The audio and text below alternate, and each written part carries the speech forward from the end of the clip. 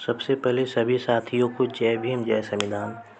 सम्मानित साथियों, आज मैं बाबा साहब के बारे में और उनके जीवन के बारे में, उनके शुरुआती जीवन के बारे में कुछ बताना चाहता हूँ। सम्मानित साथियों, आप इस लाइन को ध्यान से सुनिएगा और इस लाइन का चैप्टर और हेडलाइन क्या है? क्या मैं वह नहीं हूँ। सम्मानित साथियों, इसको ध्यान से सुनिएगा साथियों। और जहाँ जहाँ पर मेरे और मैं शब्द आए तो समझो वो बाबा साहब बोल रहे हैं। अब ध्यान सुनिए।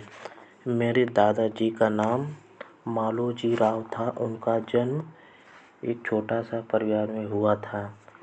उनका एक छोटा भाई था जो 14-15 साल की उम्र में साधु मंडली के साथ घर छोड़कर लगभग 24 साल बाद वापस घर आया। उस समय मेरे दादाजी और परदादाजी जीवित थे। बेटे को वापस पाकर वे बहुत खुश हुए। उन्होंने बेटे से शादी करने की बात कही, आग्रह किया। इसी तरह दादाजी ने भी उन्हें समझाने की बहुत कोशिश की, लेकिन साधु कुछ भी सुनने को तैयार नहीं थे। वह दादाजी को एकांत में लेकर गए और बोला, भाई, इतने वर्षों तक तपस्या करने के बाद भी मुझे संतोष नहीं हुआ, इसलिए मुझे फिर से जाने दो। साधु अपने भाई से आग्रह करने लगा कि मुझे फिर से जाने दो, मुझसे आग्रह मत करो। तभी दादाजी ने कहा कि हमें भी कोई आपत्ति नहीं है, लेकिन माँ उनको छोड़ने को तैयार नहीं थी।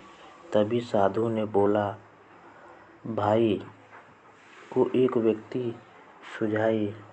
उसने कहा, यह साधु इतने वर्षों के बाद आया है तो यह तुम्हारा पुत्र है, इसका क्या प्रमाण है? साधु ने कहा कि यह साधु तुम्हारा पुत्र, इसका क्या प्रमाण है? साधु और बैरागी भी जादू टोना करते हैं। जादू टोना करके घर और संपत्ति को धोखा दे सकते हैं। यह साधु, इसलिए साधु जाए तो उसे जाने दो, जिद मत करो। इतना सुनकर माँ ने साधु को जाने की इजाज़त दे दी। उसकी माँ ने साधु को जाने की इजाज़त दे दी।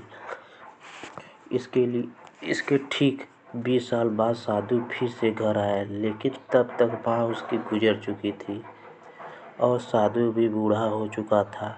हालांकि दादाजी ने उनसे घर में बसने का अनुरोध किया। तब साधु ने कहा, भाई, मेरी थोड़ी सी ज़िंदगी बची है, मैं आप लोगों से मिलने आया हूँ। हम भाई फिर से नहीं मिल पाएंगे। रहने के लिए जिद मत करिए। जाते समय तुम्हें वचन दे रहा हूँ कि तेरी तीसरी पीढ़ी में एक मुक्तिदाता जन्म लेगा और वह अपनी तीसरी पीढ़ी का उद्धार करेगा। ऐसा शुभ संदेश देकर साधु हमेशा के लिए चला गया, फिर कभी वापस नहीं आया। फिर कभी कभी बाबा साहब के मन में विचार आता है कि मेरी बुद्धि बड़ी तीक्ष्ण है, तो उस ऋषि की भविष्यवाणी के अनुसार है, क्या मैं तीसरी पीढ़ी का रक्षक हूँ?